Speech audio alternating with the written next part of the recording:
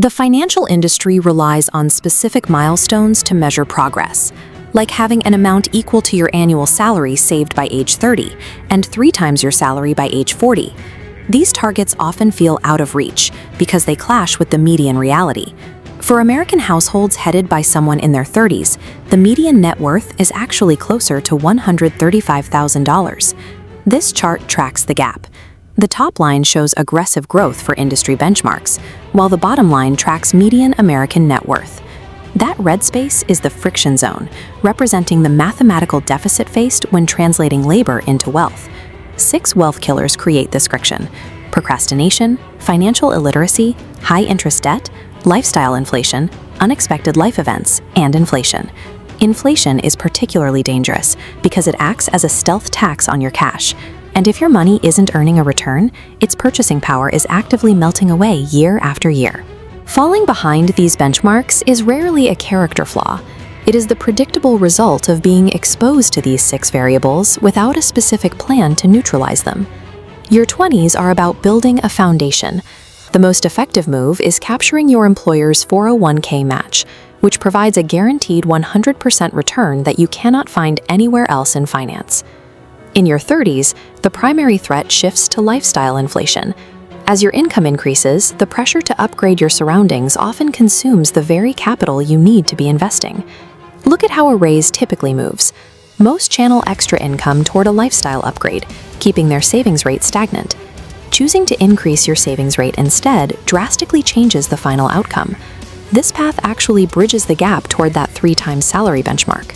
If you have the income to maximize your strategy, federal limits for 2026 allow you to put $24,000 into a 401k and $7,500 into a Roth IRA, stashing a total of $32,000 in tax-advantaged accounts. Wealth building in your early career depends on your ability to enforce a budget that ensures your savings rate grows faster than your consumption. By your 40s, the benchmark rises to 4 times your salary. While the median net worth for this age group is $246,000, this is the decade where small inefficiencies start to have massive consequences. Specifically, investment fees become a primary drain on your capital. At this stage, your portfolio is likely large enough that even a small percentage fee can cost you thousands. On a $500,000 portfolio, a 1% fee costs $5,000 every year. A low-cost index fund at 0.03% drops that to $150. That's $4,850 a year that stays in your portfolio, saving you 6 figures over your career. Avoid the temptation to take a 401k loan to fund lifestyle expenses. Between the tax penalties and the loss of compound growth, it is one of the most expensive ways to borrow money. Treat your 40s as an optimization phase. Auditing your fees and protecting your compound growth is just as important as the contributions you're making. Your 50s represent your final window of peak earnings. This is your last opportunity to maximize your career income and aggressively close any remaining savings gaps.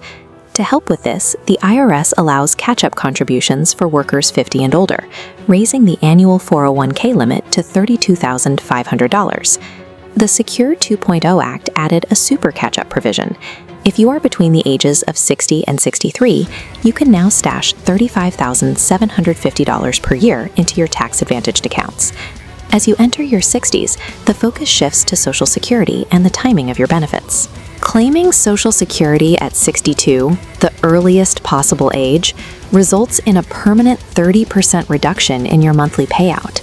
On the other hand, for every year you delay benefits until age 70, you receive a guaranteed 8% annual increase in your payout. You should also factor in your Roth IRA or Roth 401k withdrawals, which become completely tax-free after age 59 and a half, providing critical flexibility in your drawdown strategy. Success in this final stretch requires aggressive capital reallocation. You have to minimize disposable spending today to maximize these guaranteed government returns and catch-up limits. Think of these financial benchmarks as diagnostic tools.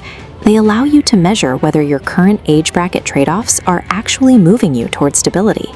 This master scorecard identifies the primary focus and trap for each decade. In your 50s or 60s, leverage comes from cutting fees and utilizing catch-up limits.